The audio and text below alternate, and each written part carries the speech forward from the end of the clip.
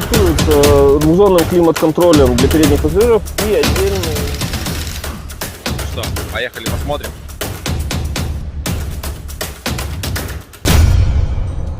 Ну что, привет, друзья! Наконец-то 2022 год наступил. И вот мы, вместо того, чтобы сидеть и просто пить дома, решили приехать вот сюда. А как мы ехали, сейчас покажем, потому что по дороге мы спасли там какую-то Камри. Камри спасли? Да. Камри. В общем, мы сегодня на Порожской гидроэлектростанции. Посмотрим, покажем, расскажем, что это такое. Ну и, конечно же, будет привальчик. А пока поехали! А что там будет? Да.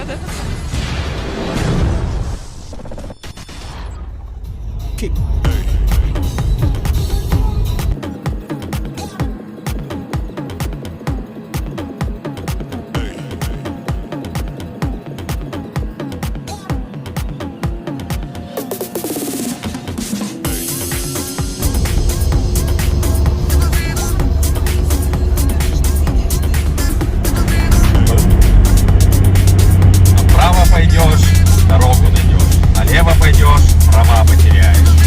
Ребята, едем направо.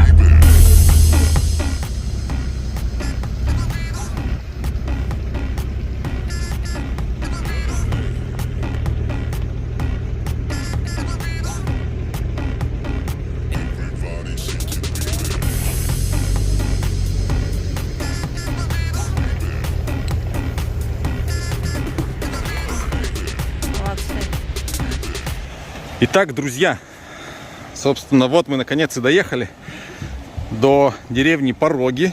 И здесь, на реке Большая Садка Челябинской области, да здравствует красивейший Южный Урал, расположена одна из старейших ГЭС в Российской Федерации, Порожская ГЭС. С начала 20 века ведет она свое летоисчисление. Вот мы почти дошли до машинного зала. Сейчас поглядим. Вот основная часть самой плотины. Это трубы напорные, с которых вода подается на гидроагрегаты в марш-зале, который за спиной. И вот там вот уже вырабатывается электроэнергия. А сколько киловатт вырабатывает эта электростанция? Ой, изначально, по-моему, 2 гидроагрегата по 10 мегаватт было. Сейчас один заменен на 40-ник. Но какой из них работает, я не знаю. Круто.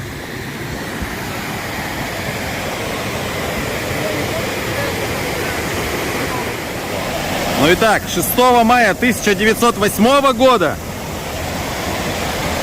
на реке Большая Садка был заложен ферросплавный завод. Ну и, собственно, его надо было чем-то питать. А чем питать? Конечно, перегородили речку и построили вот такое сооружение. Смотрите, какая красота. Ну-ка, пойдем с другого ракурса заснимем. Вот, собственно, выход воды из машинного зала. То есть вода уже сделала полезную свою работу и может быть свободна. Но вот так выглядит. Смотрите, какая красота. Ширина плотины составляет 12,5 метров по высоте. Ну вот, по гребню. И выложена она была из природного камня. Поэтому с точки зрения дизайна, как нынче говорят, просто феерично. Смотрите, как выложен машинный зал. О, вот эта кладка. Машинный зал выложен из природного камня, из бутового камня. Архитектура для нашего региона не типичная, потому что еще гидростанции у нас здесь не строили. Нашими российскими специалистами, и она строилась немецкими. Тебя как будто кто-то слышит. Ясно. Короче, Ваня говорит, что эта ГЭС строилась немецкими специалистами, эмигрировавшими в Россию. И, собственно, вот такая кладка вообще не свойственна была для средней, скажем так, полосы. Урал, ребята, это уникальное место на земле. Здесь есть все. Смотрите, даже своя ГЭС. По мощности, конечно, она уступает Саяно-Шушенской чуть-чуть. Но именно вот с этого, ребята, с этого мероприятия, с этого места началась история, в том числе Саяно-Шушенской ГЭС. Потому что здесь были заложены передовые технологии. Клево. Идем дальше смотреть. Еще чуть-чуть теории, а дальше просто будет картинка с красотой. Общая длина гидротехнической части 125 метров. При этом водоносная часть всего лишь 70 метров. Вот трубы уходят, машины, зал. Туристы, привет! Туристы нас... О, услышали. Ну и, собственно, высота этой плотины 21 метр. Круто, да? От сих до сих 21 метр. Смотрите, какая красота. Еще раз хочется подчеркнуть, что укрощение водных артерий нашей страны началось именно отсюда. Ну ладно, не именно, но в том числе отсюда. Клево.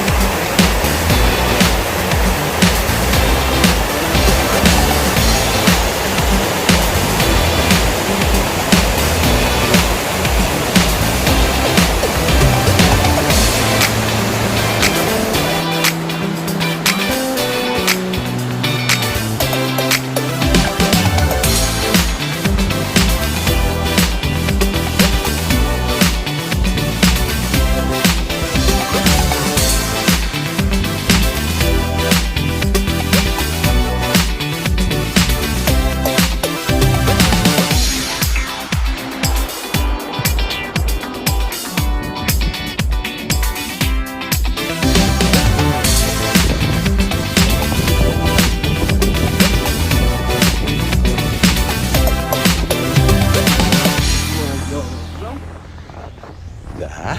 Вот. А сейчас мы идем в ту часть, где было, так скажем, обслуживающее хозяйство этой станции. Ребята, мы тут залезли за ограждение. И, как Ваня сказал, идем в ту часть, где было обслуживающее Хозяйство станции. хозяйство станции. Вот. Вот он, дырка, смотри, аккуратно. Да.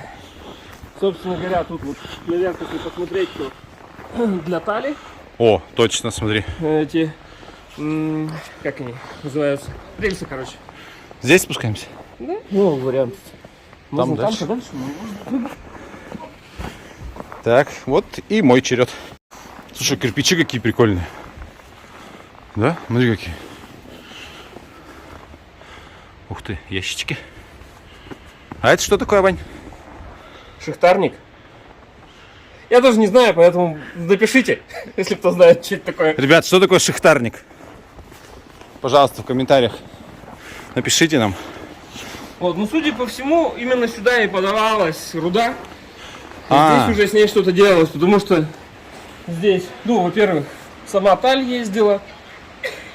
Там дальше есть рельсы для вагонеток. То есть, собственно говоря, вот здесь и находилось то, для чего эта ГЭС предназначалась. А плавилка где? Ну, она же здесь же была, на этом же Это месте. здесь же и была. Вот, можно спуститься туда, мол. Не будем отказывать Ивану в этом удовольствии. Да. Механическая мастерская. Вау. Здесь вот как раз здесь обслуживающий персонал. Блин, как красиво, а? Какие двери. Вот за той дверью у нас как раз наш зал. Ага. И здесь, собственно говоря, работали те, кто ремонтировал, обслуживал эту ГЭС. Вот так. Ребята, мы сегодня, простите, без микрофона, поэтому вам придется прислушиваться. Видели? Клево, да?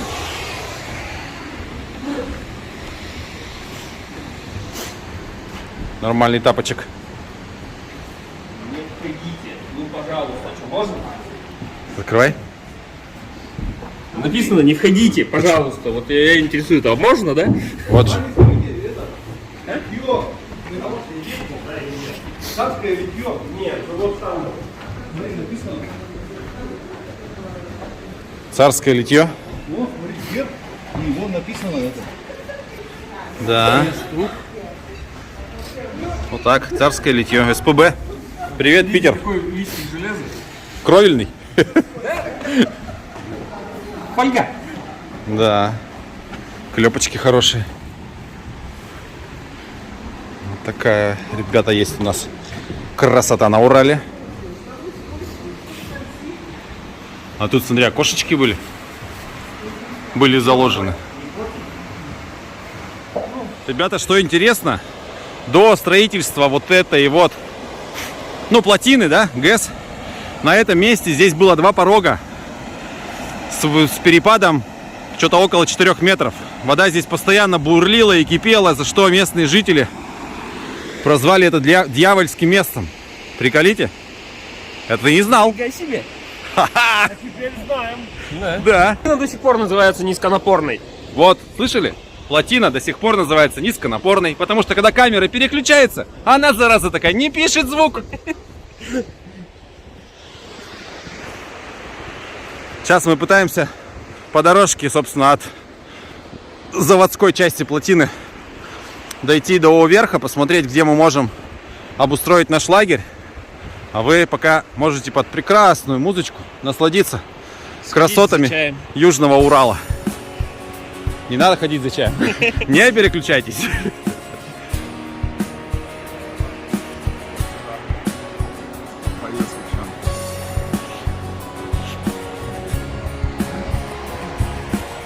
Вот даже стол есть. Я думал, что Володю мы не будем сюда спускать. Почему? Хочешь его поднимать? Ребята, мы продолжаем пытаться помогать всем, кого встречаем. И на нашем пути вот такой прекрасный автобус экскурсионный. Но, блин, конечно, место не для такого автобуса. Подбуксанул слегонца. Так, поэтому сейчас Паджерик в своей, скажем так, первой оффроудной. Здрасте. А- Пропустил одну серию, там была уже оффроадная. А, была? Ладно, но в первой подготовленной полностью. Ну, колеса не были еще. Шунут-то уже на колесах ездит. Серия про шунут, ребята, если хотите посмотреть, жмакайте по ссылке и переходите, потом возвращайтесь. Ссылка на этот видос будет тоже в описании. И, кстати, также в описании закину трек сюда, чтобы вы могли скачать и приехать по карте. А пока Ваня готовится, побережем батарейку. Пошел!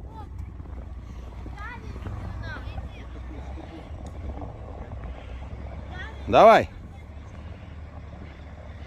Ну-ка, похерик, как его прозвали? Не. Давай, дергай.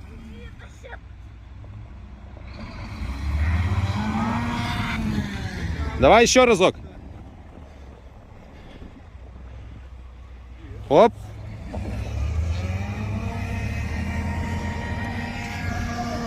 Давай, давай. Оп, пошел. Давай, Вань.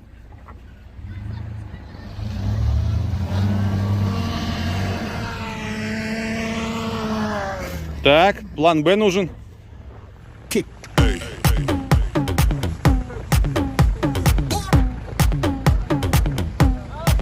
Вы идете помогать толкать автобус? Конечно. Давайте быстрее. А то мы без вас не справимся. Да, я оператор. Нам как раз нужна ваша помощь. Все, шлифует.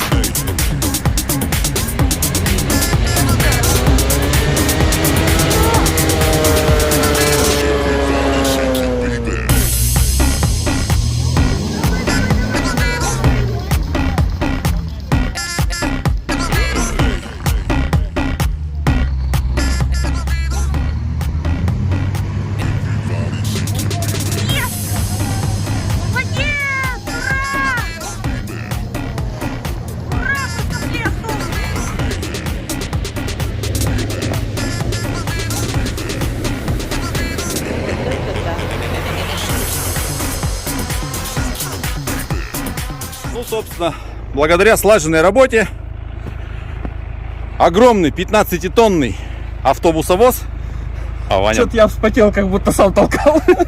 сам тянул, а он обратно, смотри, поехал. Понравилось. Красиво было. В общем, мы спустились почти к самому бережочку, потому что здесь есть отличное место для лагеря. Наверное, как будем отсюда подниматься, будет отдельная песня, потому что вон как тут скользко. Но это ж будет потом. Вот она, вся наша банда в сборе. Кто-то уже уплетает сардельки, кто-то пытается разжечь мангал, Он уже разжегся. кто-то утверждает, что он уже разжегся. То есть это разные люди? У тебя. В моей версии, да. Алекса, аккуратно, тут очень этот. Можно улететь далеко. Вот он. Он, речка. Порог. Порог. Из двух один оставшийся.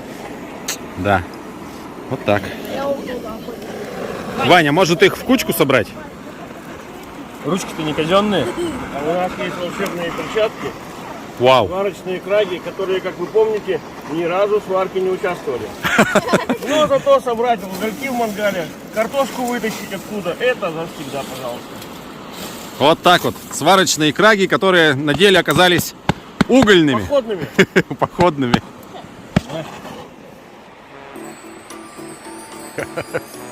Тем временем мы, не съев толком ничего, стоим и думаем, что делать дальше.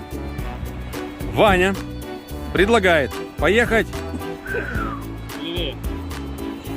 вон туда, ибо там тоже есть красивое место. О, наша любимая заброшка. Вот. Маг, значит, на бублике по течению идет, а мы по следам. Вкусно? О, Вова на снегокате за Максом.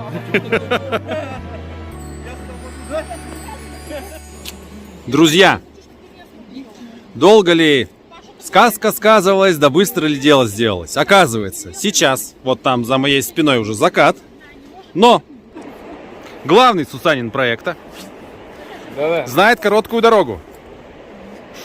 И говорит, поехали, говорит, покажу. И мы едем куда? На Рослановское водохранилище. Но, правда, водохранилища там нету. А что там? Там недостроенная плотина.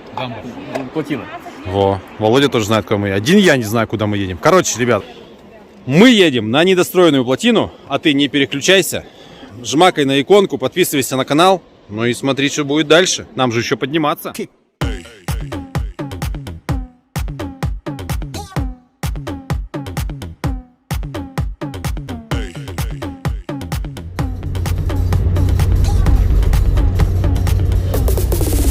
Ребята, разыгрывается огромная буря, какой-то нереальный буран. Смотрите, дорогу заносит. Ваня просто, не знаю, на видео видно, не видно следы от него, но он просто идет по какой-то по целине, разбрасывая снег. Смотрите, не видно, да? У него просто из-под колес снег в разные стороны летит, как от грейдера. Короче, нам до второй точки локации остается каких-то километров 60, наверное, 65 может быть. И средняя скорость у нас упала до 60 километров в час. Время уже почти 6, на улице смеркалось, как принято говорить в литературных фильмах. Так вот, мы продолжаем наше путешествие. И вот мы подбираемся, нам остался какой-то километр. Смотрите, что у нас тут. Снега в пол машины. И похоже, у нас фордик приехал. Сейчас посмотрим. Давай, давай, фордишка. Все прет. Танчик.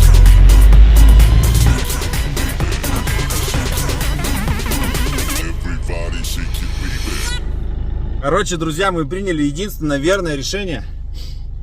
Вот, мы расселись по машинам. Фордика решили пока припарковать в сугробе.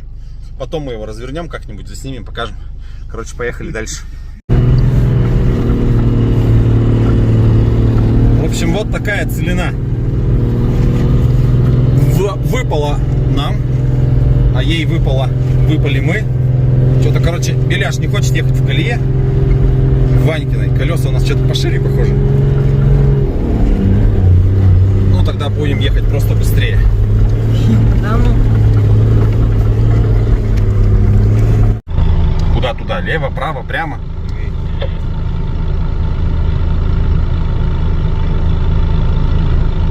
Вань, куда посветить?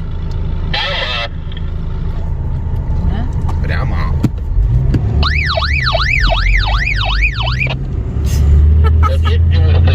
Это что за мушечка?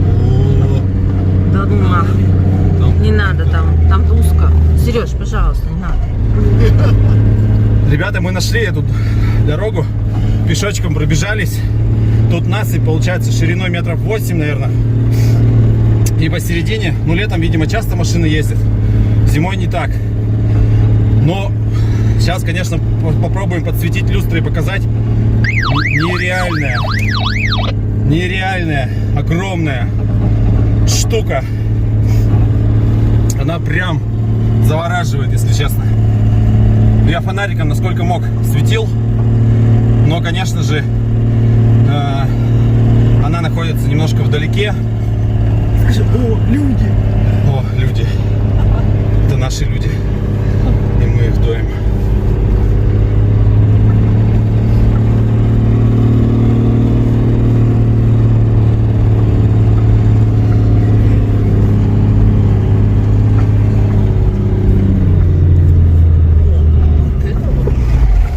Видели? Крутяк, да? Ребята, мы прорвались. Смотрите, вот какая огромная бетонная конструкция. Нереальная заброшка. Сейчас Ваня доедет еще сюда тоже. Пораспрашиваем у него поподробнее, что это должно было быть. Но, судя по всему, это какая-то плотина. А, ну конечно, мы же ехали на недостроенную плотину. Вот она. Ой, сейчас спущусь, а то все дрожит. Вот она. А как эта река называется?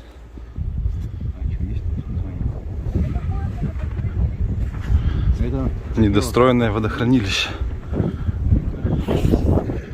Да, жалко, конечно, что мы сюда не успели приехать засветло. Ну, смотрите тут. Вот эти штуки все должны быть засыпаны землей. Но, видимо, что-то пошло не так с финансированием. Река Уфа? Да. Вот уже и Ваня на подлете. Сейчас он нам поподробнее расскажет про эту плотину. Ваня, расскажи, пожалуйста, куда ты нас завез? Здесь в 80-е годы хотели сделать для Нязепетровска и еще нескольких городов вокруг водохранилище. Верхнее Рослановское водохранилище. Для чего поставили уже плотинную часть дамбы со шлюзами, с каналами водосброса. Вот, но в 90-е годы финансирование закончилось. И поэтому ни дамба не появилась, ни оборудование для подъема шлюзов. Осталась только вот бетонная часть плотины. При этом реку еще не запрудили, и она идет далеко в стороне пока. А здесь эта плотина стоит просто в поле, которое должно было быть впоследствии затоплено, но не случилось. Слушайте, здорово. Здорово, ребята. Теперь мы про нее знаем все. Как она называется? Плотина Верхнерослановского водохранилища. Во, плотина Верхнерослановского водохранилища. Единственная в России плотина, водохранилище которого не существует. Какой-то у тебя обзор российский. Вот так вот. Итак, мы покидаем это замечательное место. Будем думать, что вернемся сюда летом и посмотрим, как это выглядит, скажем так, в теплое время года и в малоснежное. Сейчас Ваня у нас развернется, все усядутся. А нам еще предстоит разворачивать чью-то машину. Да. Наша машина. Да. Так. Первый пошел.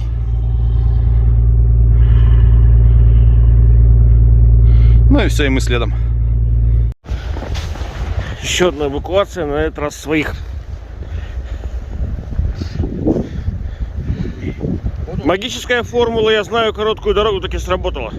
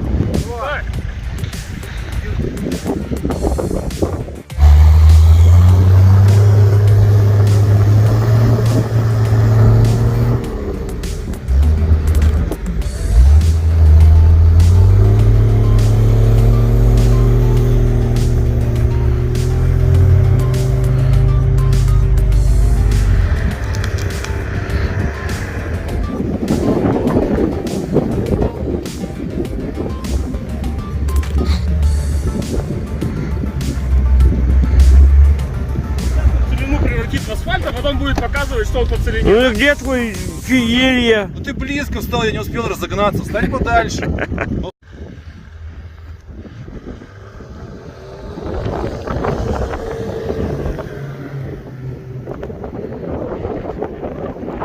Но мы пролетели. Ваня с Вовой на хвосте. Идет, вот уже видать фары. О, нифига, снег. Просто какая-то вьюга-пурга. Что-то заносит их. Давай, давай, давай, давай, давай, похерик. О, фардюшка. Чик. Ну-ка, пойдемте спросим. Поделитесь впечатлениями. А? Что я вам скажу? На веревке как джип. Как джип? Че, клево? Офигенно! Тачка готова. Прям в огонь. Форд? Побольше. Да-да-да. Тачка готова. Макс, супер. Надо разговаривать с мамой. Как? Миша сейчас мама позвонила. Мы сидим все в сугробах, машины надо вытаскивать. Миша красавчик. В истерике. Что у вас? А у папы телефон отключит. Красавчики вообще. Ну что, едем домой? Здравствуйте. На сегодня это третья машина.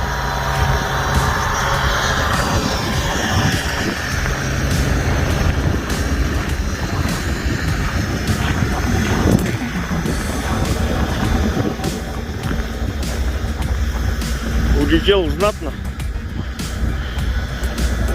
Прямо руль делай.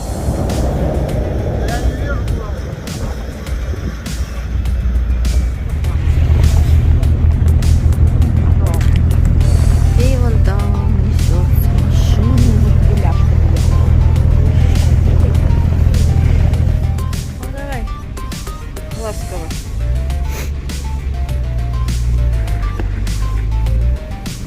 Да, порядка там.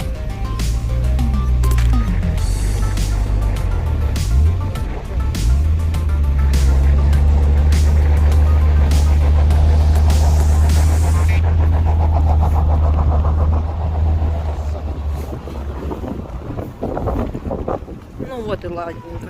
Ну вот и отличненько. Ребята, на этом все. Мы выехали на дорогу. Мы видели кучу всего интересного. Покопали снег, побуксовали, позамерзали. А ты подписывайся на канал, пиши в комментариях. Там в описании ссылочки на интересные ролики. Переходи и смотри. А мы прощаемся с тобой. Пока!